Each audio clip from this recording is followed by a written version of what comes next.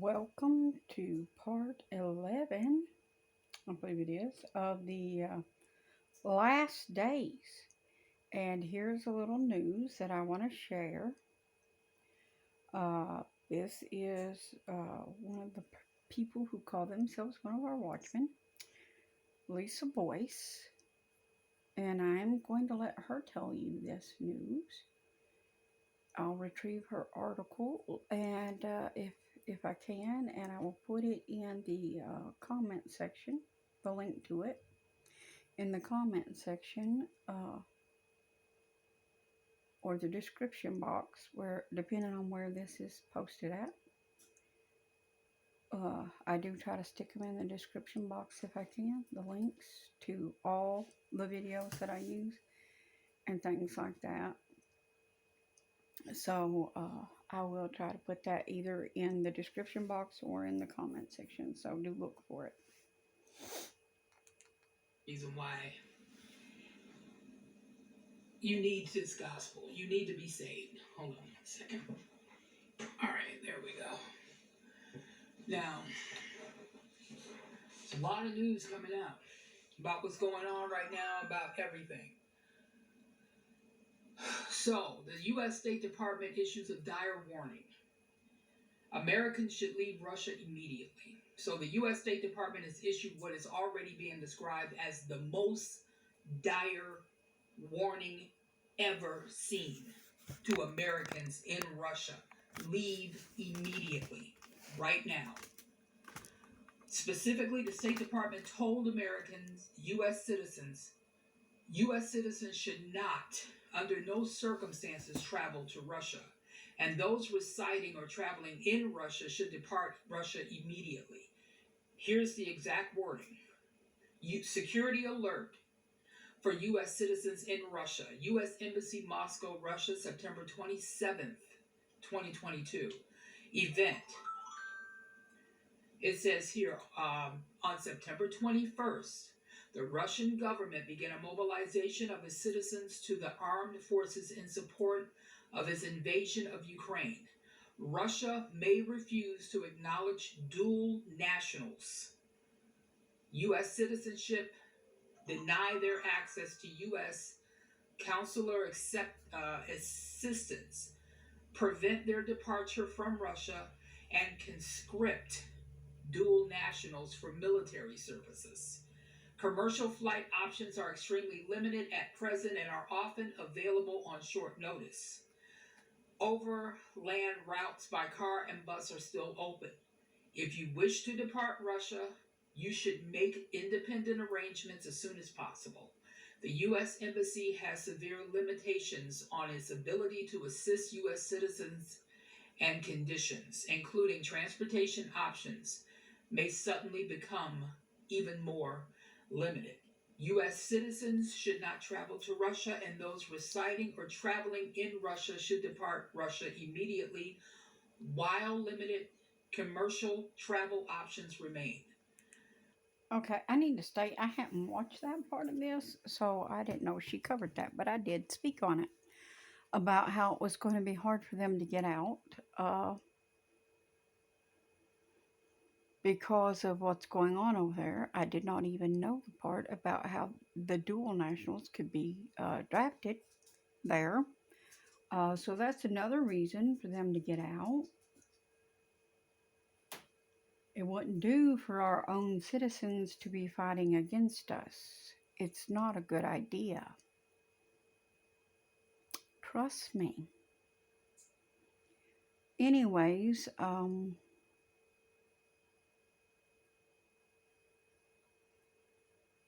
yeah. This is what I was speaking about. This is things that y'all need to understand. This is real. This is going on. I also received word that they have declared martial law in Russia. So, or they're going to the 30th, something like that. I will be posting that in the comment section. The Department of State provides information on commercial travel on the information for U.S. citizens in Russia. Travel options out of Russia page on travelstate.gov. This site also provides information on requirements for entering neighboring countries, procedures for travel on expired U.S. passports in some circumstances, and visa requirements for families with American and Russian citizen family members. We remind U.S. citizens that the right to peaceful assembly and freedom of expression are not guaranteed in Russia. Exactly. Avoid all political or social protests and do not photograph security personnel at these events. No, just get out. Just leave. Just leave. Cause look at the Ukraine, how they've been tormenting and torturing those people there, and they have found several hundred in mass graves. This is no time to be thinking you're going to have fun and you're going to get pictures and whatnot. That's not a sightseeing tour. Get out. You were warned. Get out. Russian authorities have arrested U.S. citizens who have participated in such. So this is the type of warning that the State Department issues about countries where the U.S. is going to war. And the State Department has good cause to think we are going to war, because in large measure, it is the State Department that's actually causing it. Just yesterday, Secretary of Stink. I won't disagree, but that's appropriate. Anthony Blinken. You gotta be Blinken. Told Ukraine can use Western weapons against territories seized by Russia. Now, give me just a moment. I'll get more footage. Unfortunately, the backside has been worse. It's a change in direction. This is about the hurricane hitting Florida. From the front side, now you've got it on the backside, and it's stronger. These winds are stronger. It's coming from a different direction, so we're seeing additional damage. You see the wind gusts? 180 miles an hour. That survived Charlie, but they're not surviving this hurricane. So the damage is widespread all across the area. One thing we're looking at right now, the winds are buffeting this car, but we've got boats now that are being dislodged from the bay that were literally on the ground with no water just a few hours ago that are now being pushed ashore on the surge of water coming into the bay. So far, the walls are holding that water, but the boats are being pushed up against that wall at this point. So the damage is going to continue throughout tonight as the backside of the storm comes here in Punta Gorda. And Eric, as far as the area is concerned, I don't know if you had a chance to be outside of your car, but did people sort of heed the warning? Did they evacuate? Are people being cavalier? Are they going out? Because Punta Gorda, it appears to be one of the worst hit areas so far tonight by Hurricane Ian. Yes, they're at our hotel, which has not had power for hours now. The hotel owner here at the Marriott brought the locals in who stayed, who did not evacuate, and actually is taking care of them, taking care of us as well. But as a whole, we're not seeing a whole lot of people out here. If you're out here, you're a meteorologist doing research, or you're likewise storm chasers reporting for media. That's about all I've seen. Luckily, it seems like the people have really taken warning on the storm, and I'm glad they have, because some of the destruction we are seeing, and we will continue to see over the next couple of days, is going to be pretty sobering, especially to the south with that storm surge. We have not had that here, but we have had the wind damage. The wind damage has been pretty substantial here, but most of that flooding and storm surge is going to be to the south of here, and I'm afraid to see what we're going to see in the depth hole that may come out of this over the next couple of days. It may not be what we want to hear. Eric, you chase storms for a living. How does this one compare?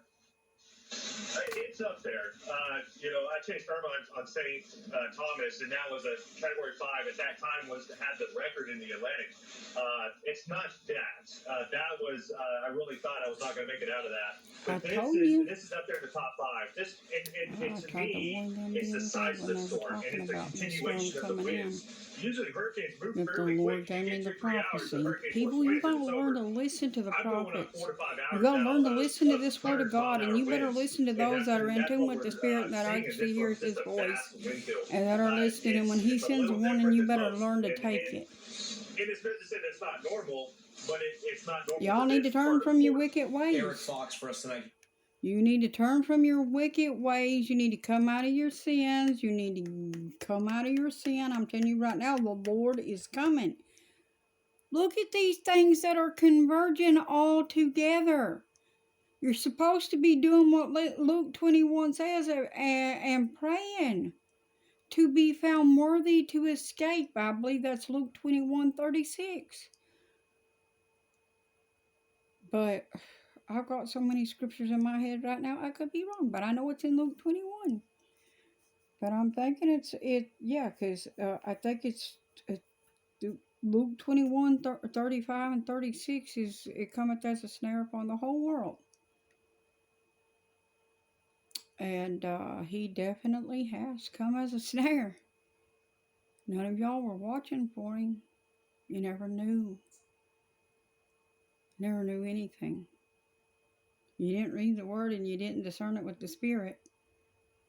That's for sure. You who have been with me for some time, we're in this together.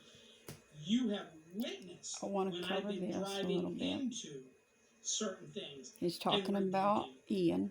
It was some years ago with the hurricane. The tornado coming right at me, right at my property. That you guys know I was outside, and we had a dear friend at a radio station who was watching, following what I was doing, and watched it turn and go. You guys know that. I did a video yesterday where I go into details where I literally said, if I was in Florida and I got what I call the reverse 911 or the evacuation. Now, let me say right here, right now, before he goes on any further, because he's talking about rebuking the storm, and I am full on for that. Don't misunderstand what I'm about to say. I am full on for that if the Lord tells you to do it. You understand? But let me explain something to you right here, right now. Don't try to rebuke something that Elijah is doing, because it's not a good idea. Don't try to rebuke something that Enoch is doing. It is definitely not a good idea. Because these things are going to come to pass when Elijah has prophesied them. The spirit of Elijah is definitely here, and when he has prophesied something, when the Lord has prophesied something, he is going to bring it to pass. Do not rebuke something that Jesus has prophesied. That's not a good idea. It's really not. It's just bad showmanship. Really, your rebuke will fail. Because if the Lord wants this to be, it is going to be. And if he prophesies it because it's some of the end time stuff, then you best leave it alone. Orders, I would get my precious family and fur babies and those things that I could collect in that time period and get out of there. There are reasons that I said that. There's some people got upset with me, but that's okay. I have to give you what I see. What I saw was exactly what's happening. Exactly. See, he knew, because God sending the storm, and you can't rebuke what God is sending. But we do know that I agree with him on this. Storm. He's if you watch that video, telling y'all right here. Understand why that is being permitted. You'll know what I'm talking about. So I wanted to cover that. I want everyone in Florida to know that we have been praying. We have a whole prayer force that is praying for you. Yes, I will pray for the people, but you should have got out. You were warned. Now, but I will definitely pray for you. Denmark says that more than half of the Nord Stream gas has escaped from the suspected sabotage. Meanwhile, now this Russia is the Russian is calling thing. for an emergency meeting of the UN Security Council over the Nord Stream provocation. While at the same time, Ibrahim Raisi, the president of Iran, he is warning, he's actually going to address the nation and warning over excuse me, what he calls hard-line issues. These are the conflicts with Israel. Meanwhile, Okay, I'll see you in part 12.